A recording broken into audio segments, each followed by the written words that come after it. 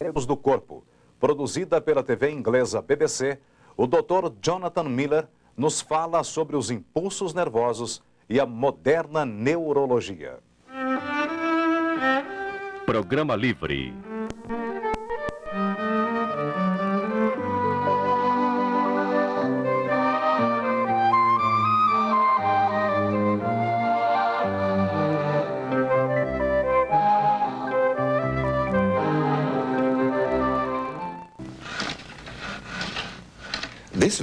Esta réplica minha está sendo movimentada por esta outra réplica, e esta outra réplica por esta réplica. Mas quem me movimenta? Bem, acho que eu mesmo. Quer dizer, eu me movimento?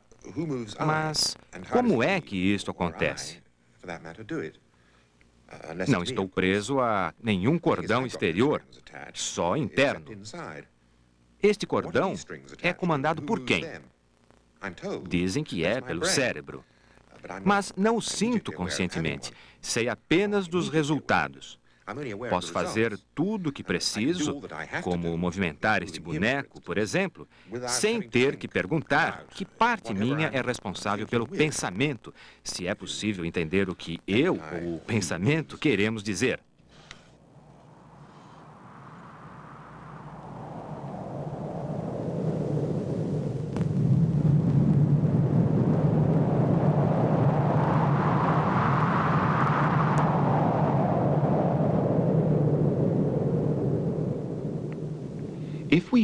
Se tentarmos executar uma tarefa cuidadosa, como carregar um copo de água transbordando de uma mesa para outra, sabemos intuitivamente que tipo de cuidado devemos tomar.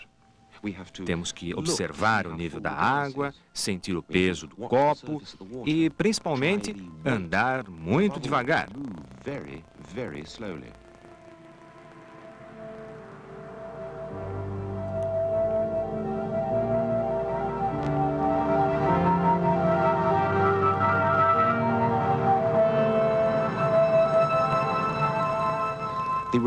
A relação entre o ato de pegar o copo e o mecanismo que torna possível fazer isso parece tão direta que nem nos preocupamos com ela. Hoje em dia, sabemos que toda atividade muscular envolve um jogo elaborado da atividade nervosa do cérebro, tão complexo que pode envolver até músculos que não têm envolvimento imediato na ação.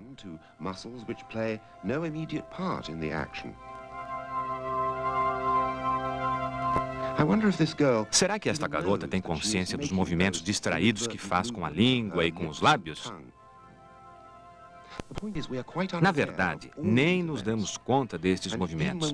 E se por acaso nos lembramos deles, não parecem importantes para a execução da tarefa.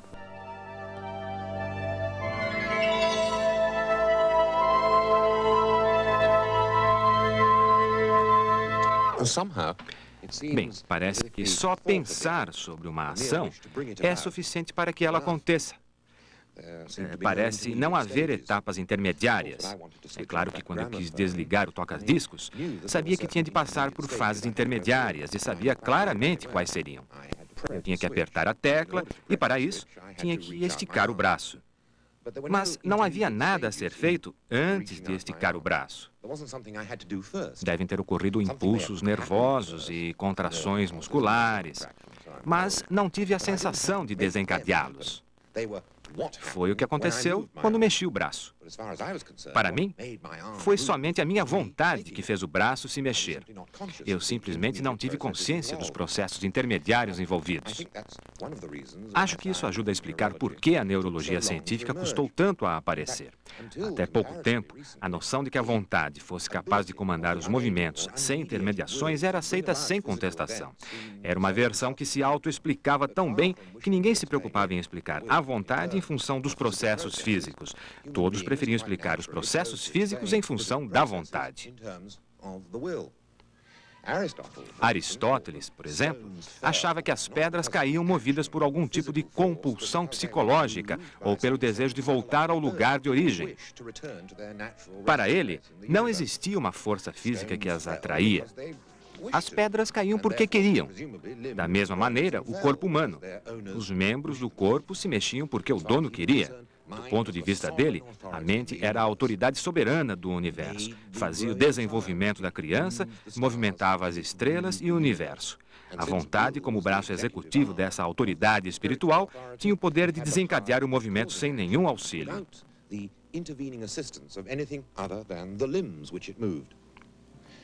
É claro que havia objeções a isso.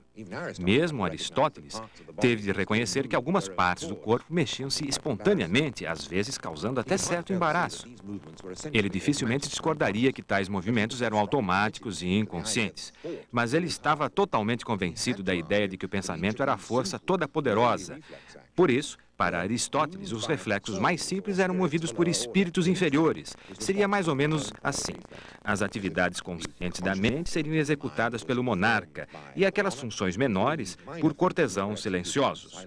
Com o passar do tempo, porém, foi ficando claro que a explicação não era satisfatória. Afinal, desejos, necessidades e compulsões são eventos mentais. Eles acontecem na mente, onde quer que ela se localize. Já chutes, contorções e gestos acontecem em outro lugar, no mundo físico. Assim, era preciso encontrar algum tipo de ponte entre a mente e o corpo.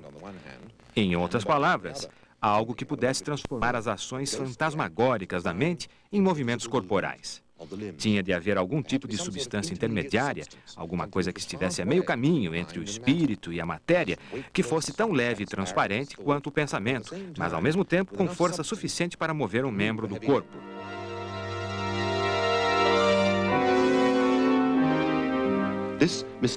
Essa substância misteriosa tem uma genealogia antiga.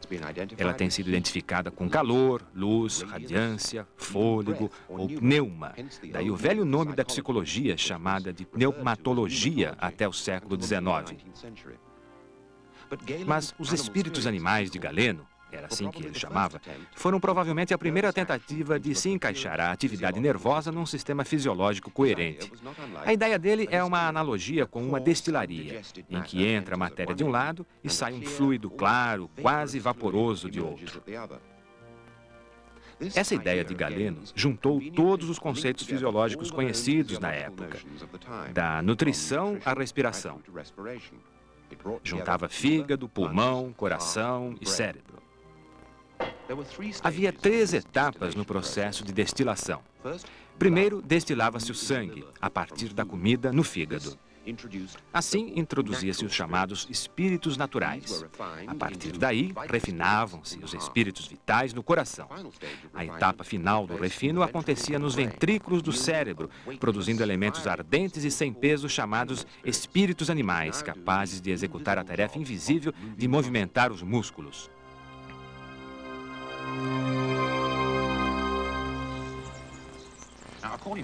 Segundo Galeno, o cérebro e os nervos do cérebro é uma combinação de cisternas e tubos ocos preenchidos por um fluido chamado espírito animal. Como vimos antes, ele elaborou um esquema para a conversão de comida em espíritos animais. Ao ligar a origem dos espíritos animais a algo tão grosseiro e físico como a comida, Galeno pensou que assim conferia a esses espíritos materialidade suficiente para movimentar algo tão físico como um músculo. Por outro lado, ao insistir nos refinos sucessivos que o espírito animal poderia sofrer no cérebro e no coração, Galeno pensava poder apurá-los a ponto de não os distinguir da mente.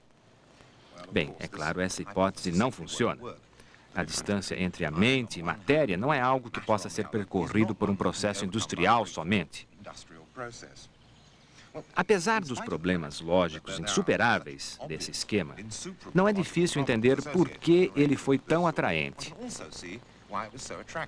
Antes da época de Galeno, engenheiros romanos já tinham conseguido construir obras hidráulicas sofisticadas, capazes de abastecer residências e pontes através de calhas e encanamentos.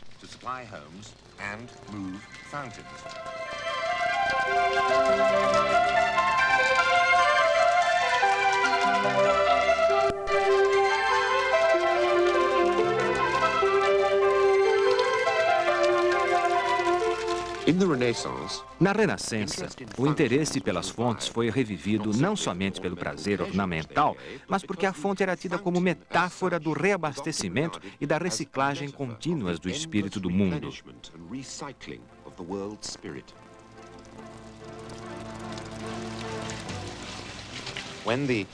Quando a anatomista da Renascença, Vesalius, descreveu a ação do cérebro humano, aceitou o princípio hidrostático de Galeno.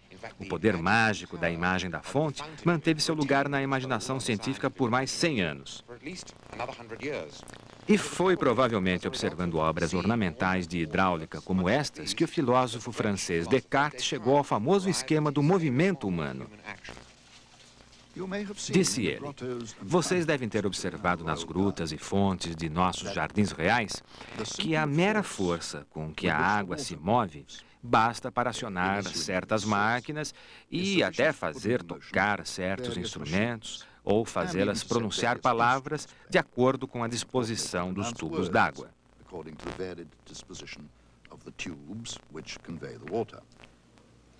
E, realmente, pode-se muito bem comparar os nervos do animal que estamos descrevendo ao encanamento das fontes e os músculos e tendões aos motores e molas. E os espíritos animais, cuja fonte é o coração e cujos reservatórios é o cérebro, a água que os movimenta.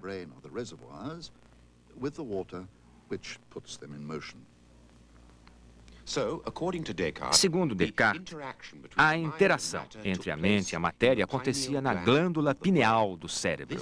Seria esse o abrigo da nossa alma. E quando a alma desejava fazer alguma coisa, abria pequenos poros no reservatório de espíritos animais. Tais poros davam para os nervos ocos que então canalizavam os espíritos ao músculo apropriado. Segundo Descartes, a pressão da cabeça empurrava os espíritos animais aos músculos e os inflava, fazendo finalmente determinado membro se mexer.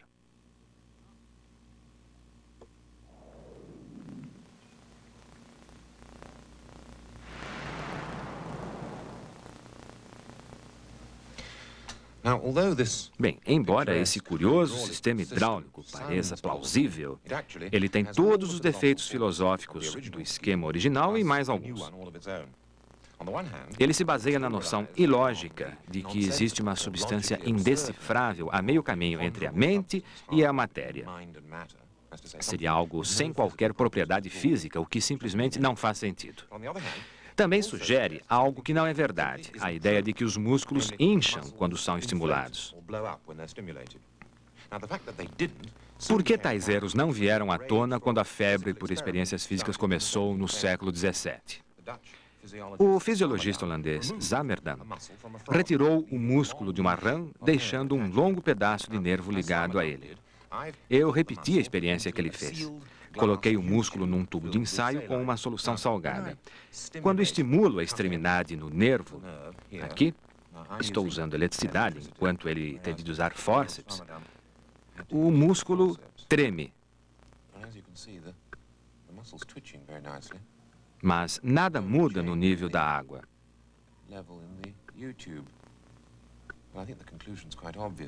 Acho que a conclusão é óbvia. O músculo se contrai sem nenhuma alteração de volume.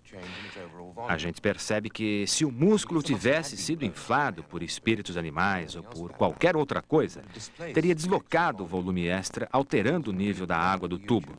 Mas, como vimos, nada acontece.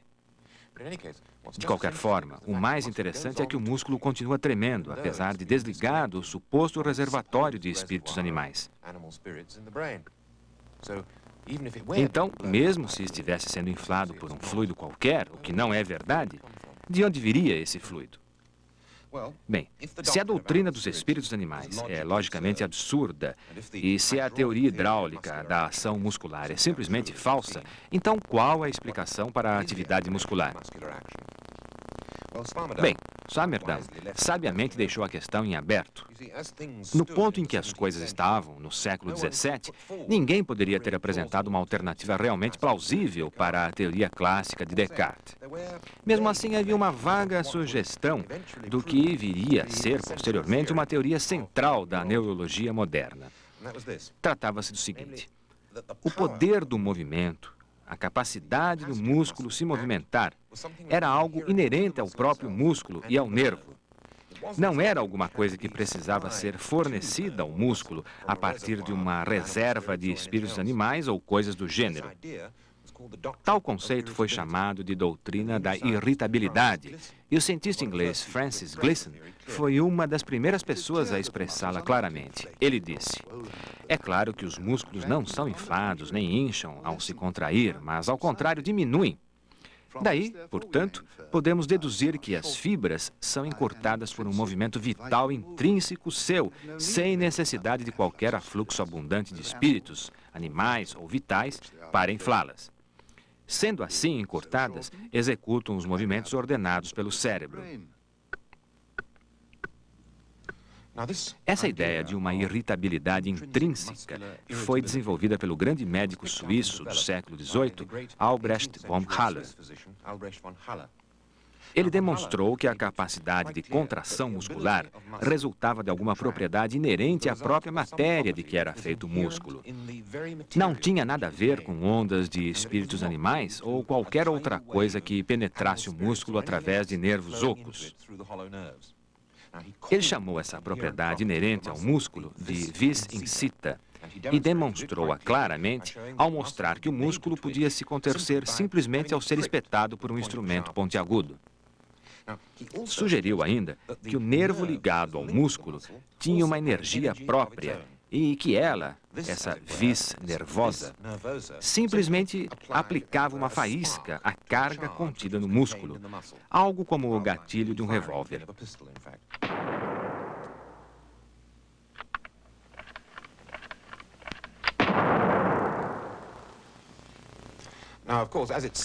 Assim como está colocada, a ideia não ajuda muito. Dizer que os nervos e músculos estão intrinsecamente vivos e dar às propriedades nomes latinos não serve como explicação. Muitos contemporâneos de von Haller consideravam a teoria dele como uma nova maneira de dizer a mesma coisa. Mas essa reação já era de se esperar. Afinal, quando um nervo é estimulado e leva uma mensagem, não há nenhuma alteração visível. Não muda de cor, não se contrai, não faz barulho, nem muda de forma. Assim, a ideia de que estivesse transmitindo uma mensagem parecia tão absurda quanto a de transmitir espíritos animais. De fato, até o final do século XVIII, era muito difícil imaginar a transmissão de qualquer efeito físico de forma que não visivelmente mecânica. Para os cientistas do período clássico, o universo como um todo era operado por empurrões e puxões, por impactos visíveis e choques. Quando derrubo esta peça de dominó aqui, por exemplo, posso acompanhar seu efeito até a outra extremidade. Mesmo na escala invisível, o universo era tido como um conjunto de átomos impenetráveis. Segundo cientistas como Newton, por exemplo, as mudanças físicas só poderiam ser transmitidas de lá para cá por impactos transmitidos de uma partícula à seguinte.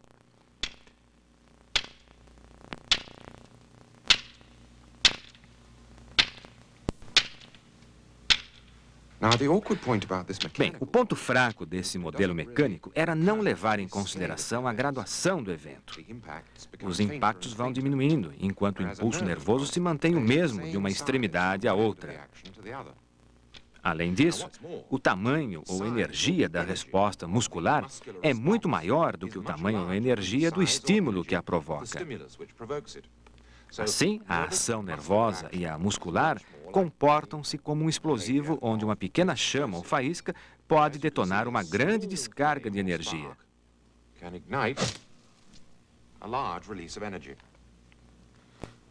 Em outras palavras, a escala do que ocorre é resultado da energia acumulada na carga, não da quantidade de energia fornecida pelo detonador ou estímulo recebido. Se tudo isso parece óbvio agora, então por que não ocorreu aos cientistas do século XVII? Afinal, eles conheciam explosivos, armas, pistolas, canhões. Por que não pensaram na atividade muscular em termos de uma explosão? Acho que, de uma certa maneira, a resposta é óbvia. Um nervo não queima como um estopim e um músculo não faz barulho, nem emite luz. Seria muito difícil para eles enxergar o processo como uma fonte ou concentração de energia. Teriam de imaginar alguma forma alternativa de energia que fosse invisível, mas que, ao mesmo tempo, guardasse essa relação matemática entre a intensidade do estímulo e a resposta. Bem, ao longo do século XIX, os cientistas foram percebendo que havia energia elétrica envolvida no processo. E aquilo que percorria o nervo até o músculo era uma onda elétrica, chamada hoje de impulso nervoso.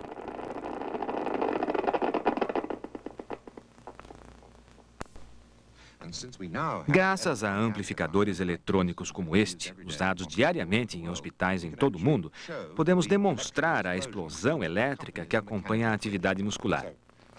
Vou repetir comigo a experiência que fiz com a rã há poucos minutos. Vou estimular um dos principais nervos do braço, aqui no cotovelo, com estes eletrodos. Quando isso acontecer, o impulso nervoso percorrerá meu braço e fará mexer um músculo do meu dedão. Nunca faça uma rã que você não desejaria para você. Bem, estes eletrodos sobre o meu polegar vão captar e mostrar a explosão elétrica na chegada do impulso nervoso. Tudo pode ser visto nesta tela.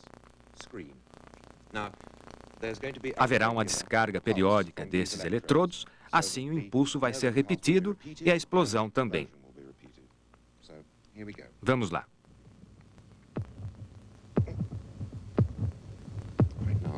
Bem desagradável. Temos aqui a prova visível da invisível explosão nervosa.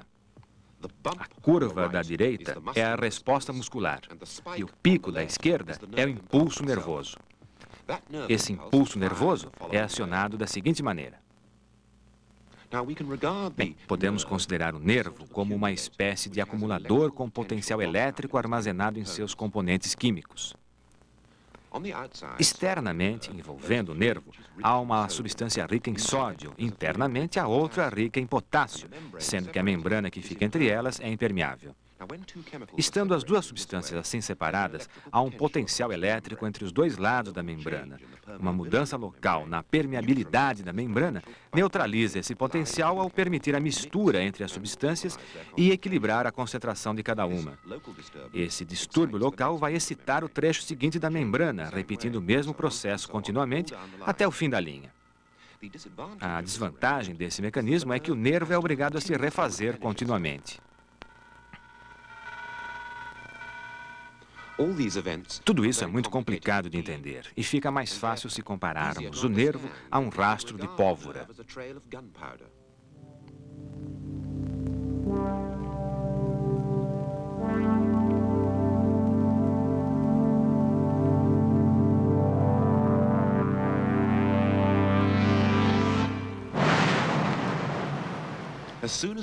Assim que o rastro é aceso, uma onda de combustão percorre todo o caminho, consumindo a energia armazenada na pólvora. Um rastro de pólvora, porém, só pode ser usado uma vez, pois a chama consome toda a energia armazenada. Já nos nervos, o rastro é refeito assim que é consumido. É como se a pólvora fosse sendo reposta na medida em que a chama fosse avançando. Há duas consequências importantes desse mecanismo. Primeiro, o estímulo ou vence ou fracassa. Se vencer, a intensidade da chama vai depender da quantidade de pólvora no rastro. É uma questão de tudo ou nada. A segunda consequência é a seguinte. Como a chama consome seu próprio combustível, uma nova chama só vai poder passar pelo mesmo caminho quando o rastro de pólvora for refeito. Isso significa que o ritmo das chamas é limitado pela velocidade com que o rastro é refeito. Agora, uma outra coisa. Já que a chama vai ter sempre a mesma intensidade, independente do que a tenha acendido, não há como avaliar a força do estímulo original simplesmente pelo seu brilho ou calor. Seria como tentar determinar se o rastro foi aceso com um fósforo, uma lamparina ou um martelo só examinando a chama. E isso levanta uma questão. Se o impulso nervoso tem sempre a mesma intensidade, independente do estímulo que o detonou, como é que conseguimos sentir intensidades diferentes? Em outras palavras, como é que conseguimos distinguir entre o toque mais forte e outro mais leve? Como distinguir um movimento muscular ligeiro de outro mais intenso? O fisiologista inglês Lord Adrian foi capaz de dar uma resposta a essa questão na década de 20.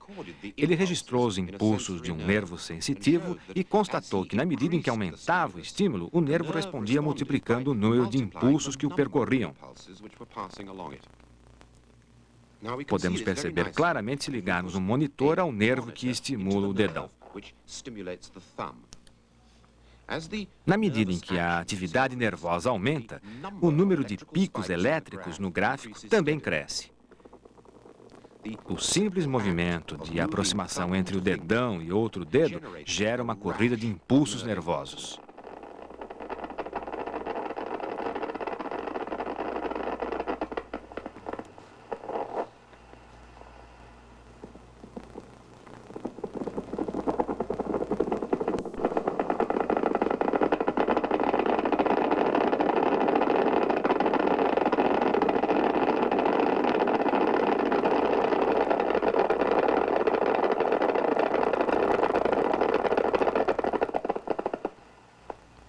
Adrian chamou isso de lei de intensidade de frequência.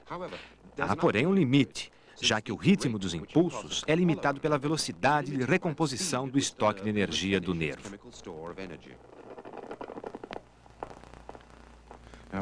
Esses fatos correspondem, em termos grosseiros, ao que von Haller tinha imaginado no século XVIII.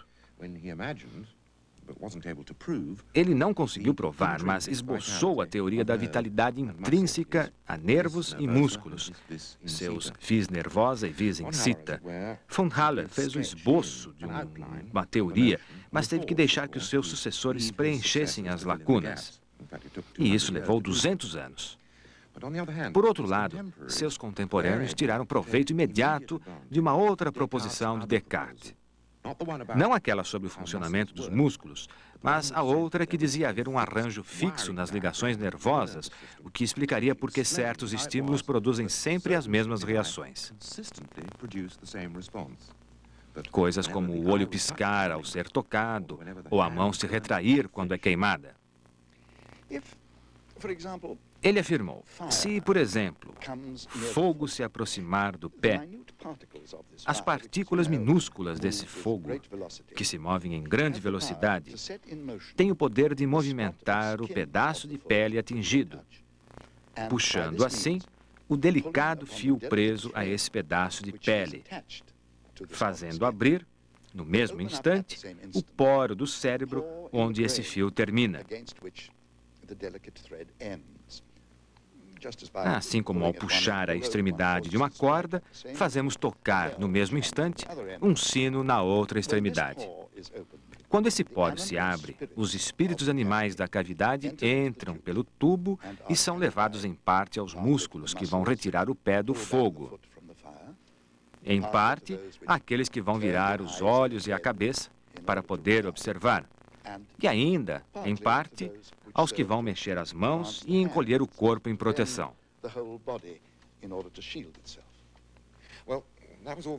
Até aí tudo bem, enquanto se trata de reações automáticas, pelo menos podemos dispensar a ajuda dos espíritos inferiores de Aristóteles. No entanto, os escrúpulos teológicos de Descartes impediram que ele considerasse o corpo humano como uma máquina completa. Tudo bem considerar animais como autômatos, mas, compreensivelmente, ele se recusava a aceitar a ideia de que as faculdades humanas, como vontade, inteligência, visão e escolha moral, pudessem ser explicadas da mesma maneira. Ele insistia que o homem se distinguia dos animais porque tinha uma alma racional e imaterial, guardada na glândula pineal. Esse dualismo de Descartes trazia problemas filosóficos insuperáveis. Voltamos ao começo. Como entidades fantasmas poderiam movimentar os músculos?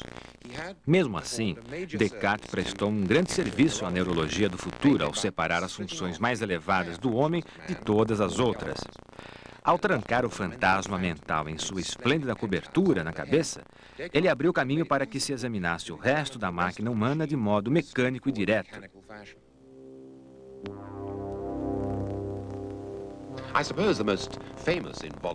Acho que a reação involuntária mais conhecida é o reflexo patelar. Este reflexo é um bom exemplo do funcionamento do sistema nervoso. No começo, foi tido como uma reação meramente local, sem envolvimento com o sistema nervoso central. No entanto, segundo o modelo de Descartes, o estímulo teria de viajar até o sistema nervoso central para depois voltar à perna. Isso significava que até os reflexos automáticos mais simples teriam de ter ao menos dois componentes, um sensitivo e outro motor. Temos aqui um modelo um pouco estranho. Vamos considerar esta caixa como um elemento sensível da pele. Vou ligar a ela o nervo sensitivo e ele vai começar a transmitir impulsos ao longo de sua extensão.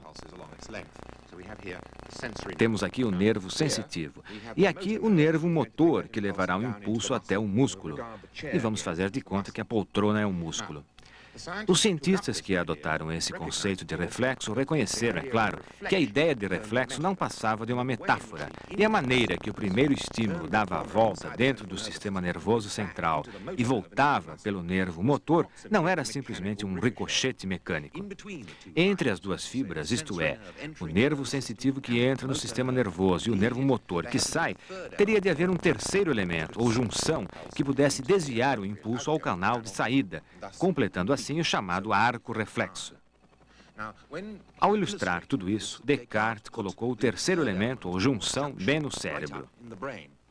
Isso significava que a mensagem teria de percorrer um longo caminho antes que finalmente emergisse do sistema nervoso central pelo nervo motor. É verdade que os estímulos às vezes percorrem a coluna até o cérebro e entram na consciência. É isso, aliás, que nos faz reagir ou dizer ai. Mas sabemos que não é necessário um caminho tão longo antes de completar o arco e que um grande número de reações automáticas acontecem independentemente do cérebro. Todos sabem, por exemplo, que uma galinha, mesmo com o pescoço cortado, pode se mexer e até correr. Os fisiologistas do século XVII também sabiam.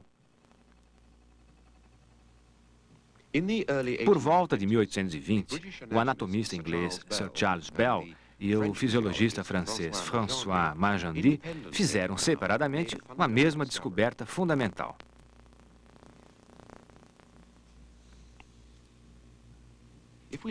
Se observarmos a medula espinhal, podemos ver que há um par de nervos entrando de cada lado. Bell e Magendie conseguiram provar que as fibras do lado de trás da medula transmitiam apenas impulsos sensitivos. Já as fibras da parte da frente transmitiam apenas impulsos motores. Havia então uma nítida divisão de funções. Assim, qualquer estímulo que causasse reação deveria trilhar o caminho de Bell e Magendie.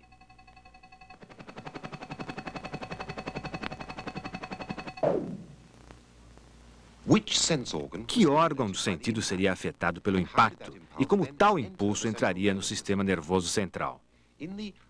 Nos últimos anos do século XIX, o neurologista inglês Charles Sherrington prosseguiu com as respostas a essas perguntas.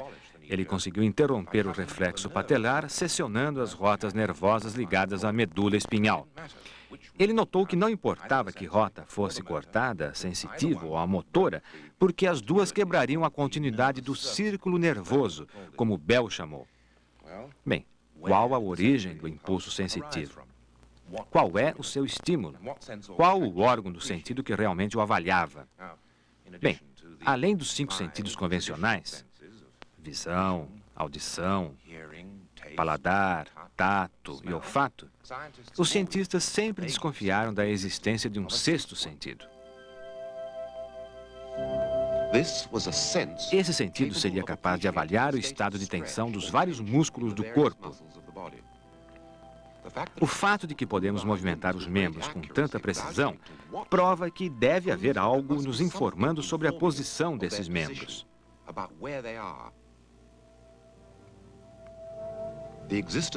A existência de um sentido muscular é a única forma de explicar por que movimentamos os membros com tanta precisão. Embora a garota esteja usando a visão para avaliar o peso do copo, ela seria capaz de levantá-lo mesmo de olhos fechados. Isso quer dizer que os músculos dela estariam, de alguma forma, pesando a carga. E mais, os músculos continuariam fazendo isso durante toda a ação. Podemos perceber a importância desse sentido observando um paciente que tem um tumor no lugar onde as fibras sensitivas entram na medula espinhal. O Sr. Dabrowski não consegue localizar sua própria perna se estiver de olhos fechados. Eu gostaria que primeiro o senhor fechasse os olhos. Muito bem. Agora eu vou levantar sua perna. Agora eu quero que o senhor aponte em direção ao dedão. Bem ali. Bem ali.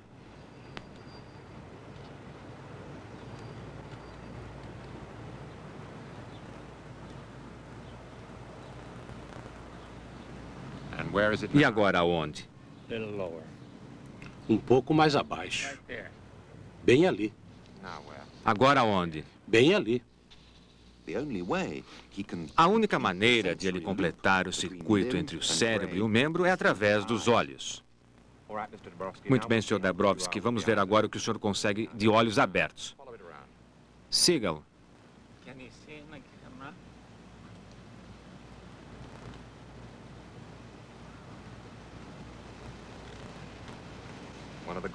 Grande pontaria, não? Muito bem. Agora feche os olhos.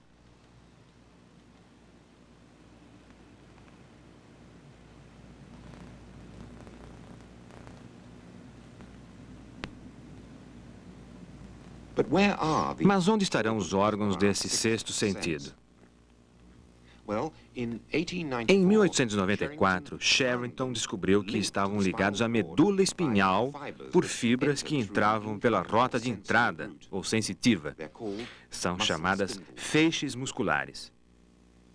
Sabemos hoje que esses feixes funcionam como uma balança de mola, registrando o estado de estiramento do músculo a que estão acoplados. Usando o reflexo patelar, Sherrington conseguiu provar que a batida causava um estiramento no músculo extensor anterior da coxa. E isso, por sua vez, vai causar um alongamento dos feixes musculares que se encontram paralelos às fibras musculares. Uma série de impulsos é disparada na medula e dali refletida de volta pela rota motora.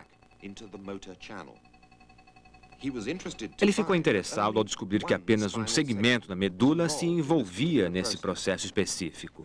O reflexo voltava ao músculo de onde o estímulo havia partido.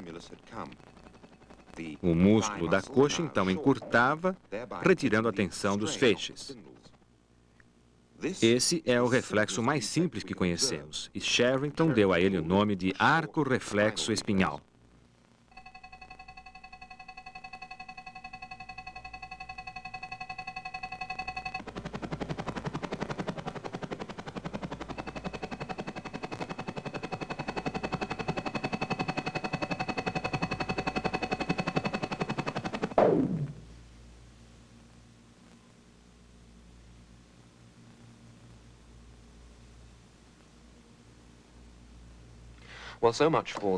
Assim, temos a origem dos reflexos, é daí que eles vêm. Mas como são executados? Como o estímulo sensitivo se distribui aos músculos apropriados? Bem, quando Sherrington tentou responder a essa questão, viu-se envolvido num emaranhado de problemas. Nós vamos ver alguns deles, comparando o sistema nervoso a um instrumento projetado para ter um repertório de respostas previsíveis.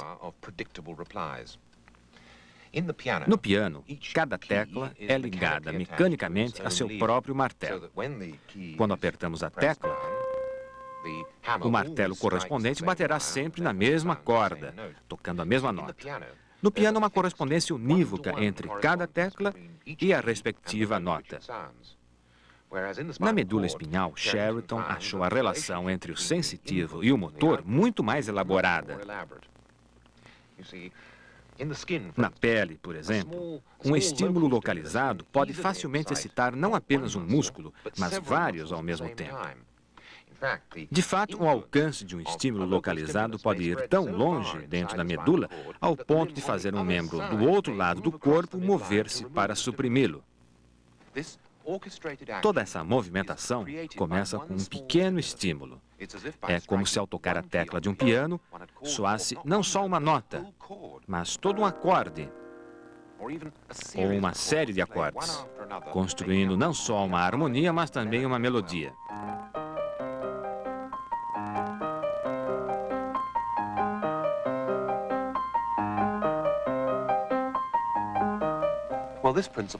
Bem, esse princípio aplica-se também aos reflexos mais simples, mesmo ao reflexo patelar, onde parece haver só um músculo envolvido. Sherrington demonstrou que mesmo essa reação, à primeira vista muito simples, envolve uma interação considerável. A questão é a seguinte: todos os nossos músculos estão dispostos em pares cujos componentes se opõem mecanicamente. No braço, há um músculo na frente, o bíceps, que faz dobrar o cotovelo, e outro atrás, tríceps, que o estende. Mesmo quando o braço está em repouso, esses dois músculos forçam-se ligeiramente um contra o outro para manter o braço firme. Se eu quiser articular a junta de um jeito ou de outro, por exemplo, se eu quiser contrair o bíceps para dobrá-lo, o músculo que tenta estendê-la, o tríceps, deverá relaxar por algum tempo. O mais notável é que esse arranjo possa ser executado pela medula. E isso talvez ajude a responder à pergunta que coloquei no começo do programa. Por que somos tão inconscientes de tudo o que é preciso para movimentar um membro? A resposta é que, já que a medula pode automaticamente, por si só, compor acordes harmoniosos da ação muscular, é possível executar movimentos sem ter que planejar cada uma das suas etapas. Tudo isso é que torna possível a seguinte execução.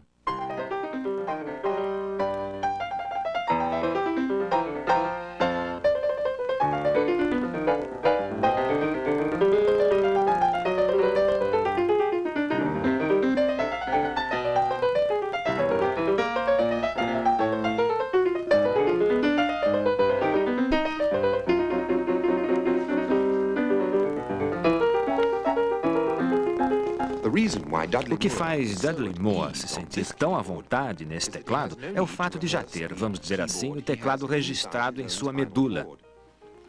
Ele pode concentrar toda a atenção na interpretação da peça, pois a medula dele já assumiu grande parte da responsabilidade pelo movimento das mãos.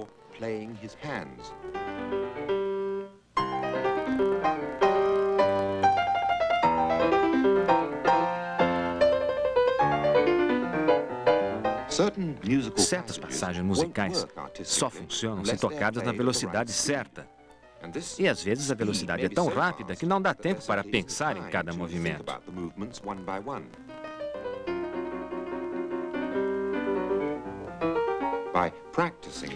Ensaiando-se repetidamente, porém, os movimentos se tornam automáticos, de modo que o conjunto é executado integralmente e se torna algo como uma segunda natureza.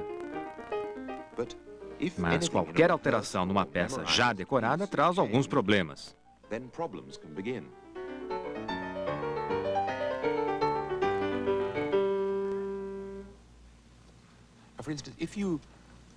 Se você tocar uma peça de cabeça, digamos um minueto de Mozart, que você saiba de cor, há certos movimentos musculares que são fixos, não? Sim. Você poderia tocar um trecho?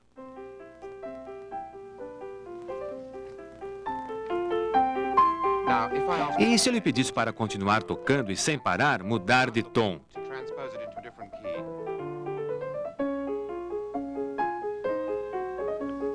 wine.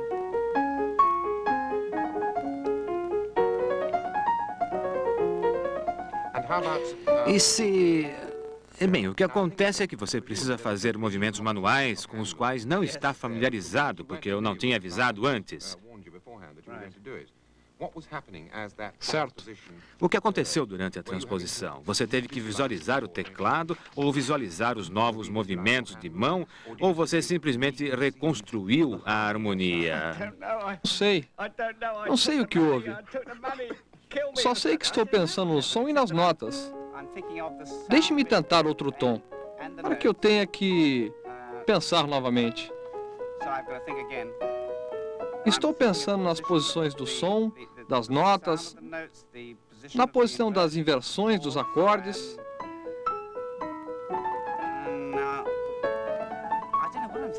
Na verdade, não sei no que estou Quando pensando. você toca uma peça com a qual já está acostumado, os sons brotam de sua cabeça?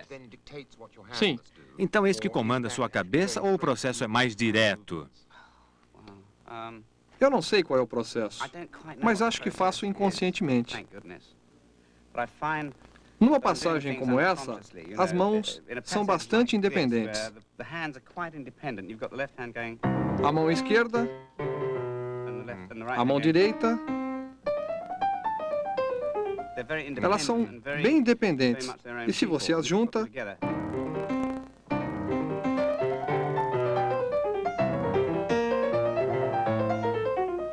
de certo modo, a mente se divide. Embora eu não tenha muita certeza sobre isso, acho possível pensar duas coisas ao mesmo tempo. Na verdade, até três. Mas acho que, na verdade, oscilamos entre duas coisas. De uma para a outra, se estou lendo a partitura, nem olho o teclado, a menos que seja obrigado a soltar um grande espaço, como se estivesse lendo a primeira vez. Eu toco. De fato, eu olho antes de saltar. Eu provavelmente te olharia rápido. Nesse caso aqui, ou...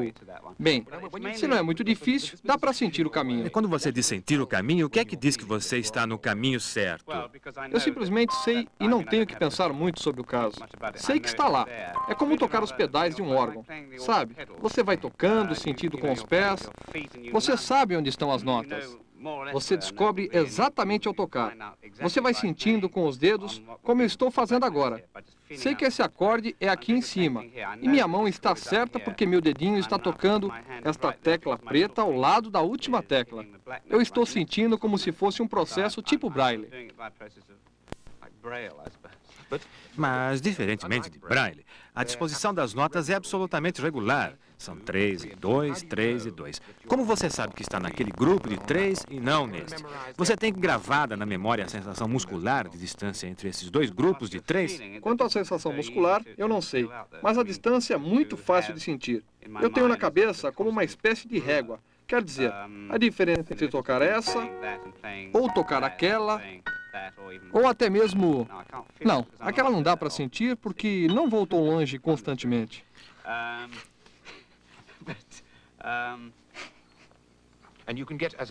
Você consegue um ajuste grosseiro que seja, e dentro desse ajuste, também sem olhar, sentir a diferença, digamos, entre as duas teclas pretas adjacentes ou uma branca e a próxima preta, sem olhar? Sim, sim, pois a sensação sob as minhas mãos é muito, muito natural. Posso dizer onde estou.